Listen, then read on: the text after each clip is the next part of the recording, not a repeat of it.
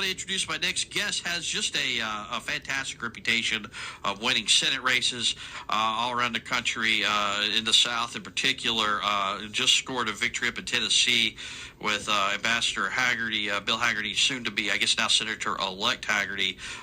Ward Baker with Baker Group Strategies is on the line. Ward, how are you doing this morning? I'm doing great, Jeff. How are you? Doing well. Thanks for making time for us this morning. I really do appreciate it. I want to get you on to talk about these Georgia Senate races. And the Georgia, it's really changed in the last couple of election cycles. It's a hard one to figure out. It's not like a typical southern state, it seems. Atlanta, the suburbs around Atlanta seem to be more Democrat. You're looking at this race. What do you think Republicans need to do to win there in January?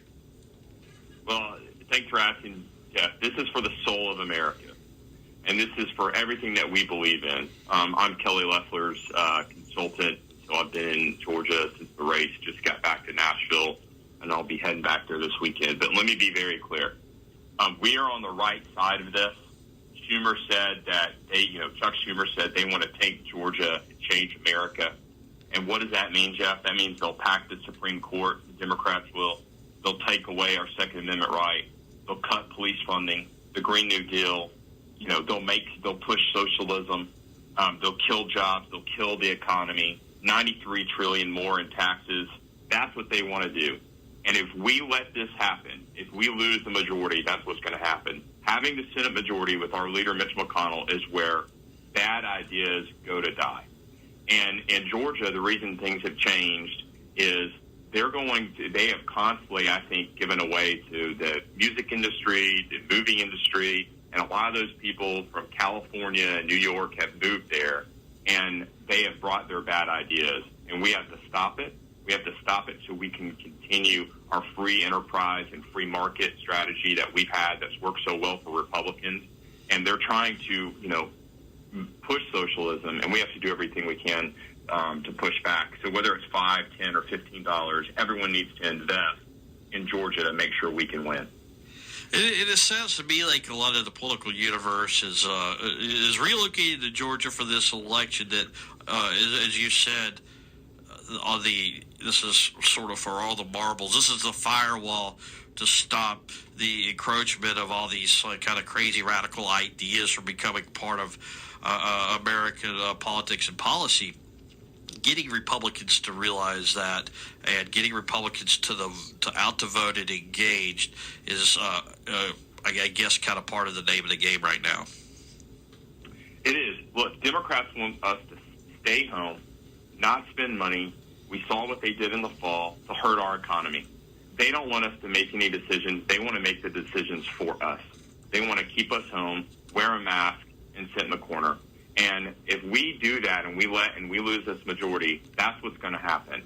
We've already heard, and you've seen Biden, supposedly czar, is going to make everyone stay home, possibly for 4 or 6 weeks, the national mandate. How are companies and how are small businesses going to survive if they do that? This is what they want. Democrats, we all know what they believe in. It's socialism. We know what their Democratic primary looks like. We remember those debates, how far they went.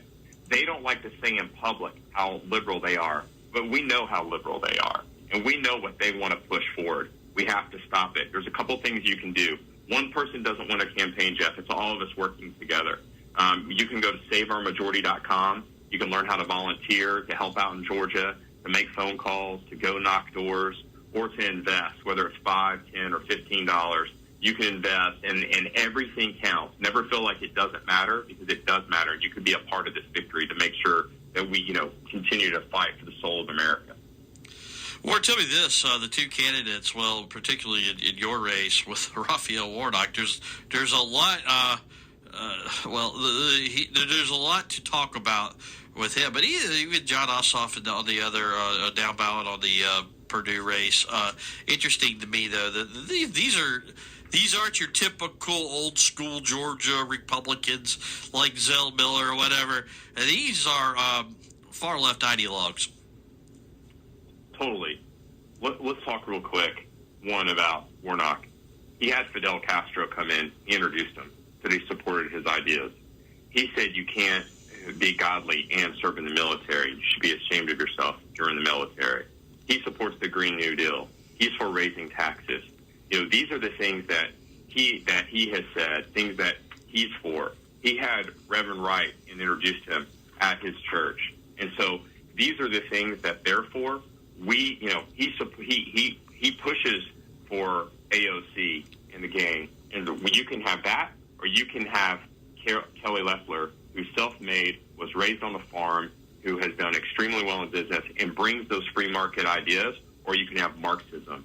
And that's what he's for. On the other side, you have David Perdue, who has been a great person speaking on the debt and continuing to lower our debt and free market ideas. Or you can have Ossoff, who is nothing but a puppet of Nancy Pelosi, who came here from California and is now in Atlanta, and he has totally been in hiding. But they've been caught on tape saying, if we win this, we can change America. He supports all those ideas. He won the primary when he said he would always support AOC and Pelosi, and now he's running against David Perdue. You have two business people, and you have two socialists in this race. And what's interesting, I think there's some footage of it. John Ossoff talking about how we should, how society should shun Trump supporters. You do that, you're really ostracizing a lot of good people in the state of Georgia, I think. Well, you're not only doing that, you're doing that to everyone else. They don't want us to have ideas. They don't want us to go out and run our businesses. It's fine. It's fine for them to say how much they hate Trump. But if we say anything, they want us arrested. They want to create a list. They want to make it public. AOC wanted a national list, an archive of everyone that supported Trump. They don't want free ideas. It's either their way or the highway. They don't want free market. And look what happened in Venezuela just 35 years ago. It's one of the most prosperous countries in the world. And now they're waiting in bread lines. And that's what they want here. They want total government control. And they want everybody that is going to stand in line and do what they say. And if you are not for their ideas, then they will shun you out. And that's what big tech has done. That's what the liberal media has done. And that's why we have to win these two races. Joined by Ward Baker of Baker Group Strategies here on the program. Ward, tell me, Tuesday, probably not the outcome a lot of people wanted, but much better than the prognosticators told us. Discuss that if you would. You have your own data operation. Did you think there was something up with these public polls and what was going on there heading into last Tuesday? So, Jeff, let's look back, and history often repeats itself. I ran the Senate Committee in 2014 and 2016 for the Republican Party and for the National Republican Senate Committee. In 2014, Charlie Cook, CNN, MSNBC all said we weren't going to take the majority. We take the majority. In 2016, they all said Trump was going to lose. They said it could be at the same level of Mondale of 1984, where he just won one state. It was the state of Minnesota, and Ronald Reagan never campaigned there or spent money there. They said it would be on the same level, Time Magazine, AP, USA Today, CBS, ABC. 5 minutes before the polls closed in 2016, they said this race could be called in the next hour. The presidential, Trump wins. They said there was 168 articles written the last 30 days about how we were going to lose the majority. Chuck Schumer called Mitch McConnell Monday before the election and said, when we take the majority, we want a good working relationship. They don't take the majority. Trump wins. And look what we've been able to do, the wall, tax reform, all the things that we've been able, 3 Supreme Court picks, almost 300 federal judges, more than ever before. Let's go to 2018. They said Marsha Blackburn was going to lose to Phil Bredesen. They said Rick Scott was going to beat Ben Nelson. The media in Missouri, they said Josh Hawley was going to lose. We win all those seats. And then you go into this, they were talking about how the House in 2020 was going to lose 10 to 15 seats because big tech and the media only puts out what they believe in and what they hear. They are biased, and that's what it is. You have some people, it's just like if you're an Auburn fan or an Alabama fan. You're going to talk more about Auburn or more about Alabama. Big tech is going to talk about liberal Democrats that they want to win, and the news networks are going to talk about their liberal agenda because that's what they believe in. And we saw it in 14, documented. We saw it in 16, documented. 18, documented. In 20, documented more than ever. And so that's why you have to continue to go out there and find the truth and work, because they have tried to shun us. And then when it didn't work, they try to keep us in our homes and make sure that we weren't out and we won again.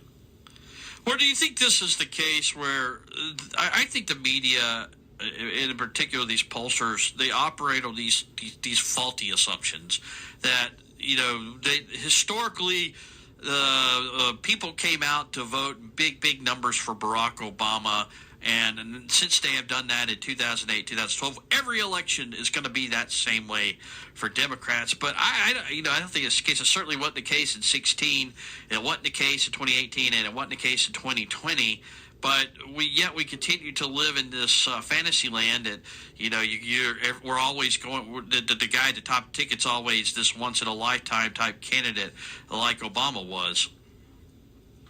So you can't recreate presidential races and nominees. You can't recreate Ronald Reagan and the election he had, the time frame he had. You can't recreate Barack Obama and what he did in 2008. You can't recreate what any election did, small or big.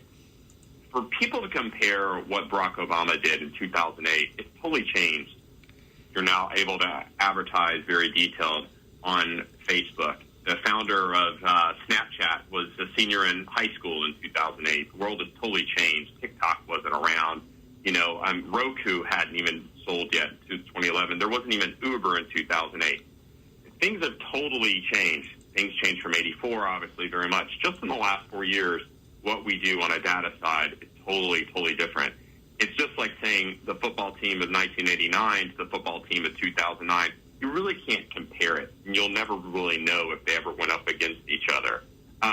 You have to take it this year, and you have to look at history, but you have to take it this year and focus on what the issues are now. The issues then, if you look at Alabama from 4 years ago to now, aren't the same. People are always looking back and to look in the future. I believe the problem with pollsters is they're always thinking they've been burned so many times. They sit on their data because they don't want to be embarrassed, but they get embarrassed because they're being too cautious. They're afraid that if they say Trump wins, that they'll be humiliated, but they're being humiliated because they're holding their data back. Oftentimes, you'll see people hold the numbers back internally instead of just releasing it, and that's what we've seen across the board. And I believe, and I will say this, that in the media groups, I believe they only put out what they want to see. I believe not only do they sit on the data, I believe they rework the data to show positive for the people they want to win. And we just got a minute or two left here. Is there any way they're going to be these polling outfits? Do you think there's any way they're going to be punished, or that they're really going to rethink in the future? That we keep getting burned by pollsters, the news media. Well, I don't know if the news media is getting burned, but the public certainly is. Does this ever change? I don't see how it can change because of our First Amendment and what goes on.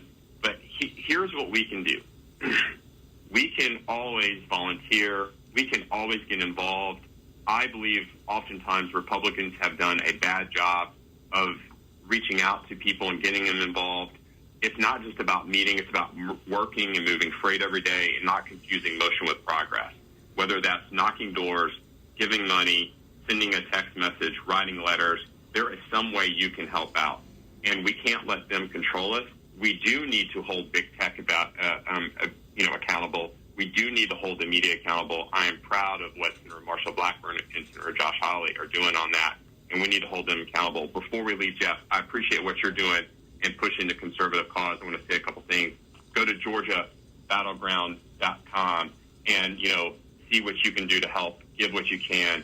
I appreciate also what, Lieutenant Governor Will Ainsworth is doing and how he has said he would be against this nationwide mandate, and he would push against it in the state of Alabama. We need other elected officials to stand up like he is and push against this. And always, thank you for pushing the conservative message, Jeff. Thanks for coming on, Ward. I do appreciate it. Thank you, sir. Have a blessed day.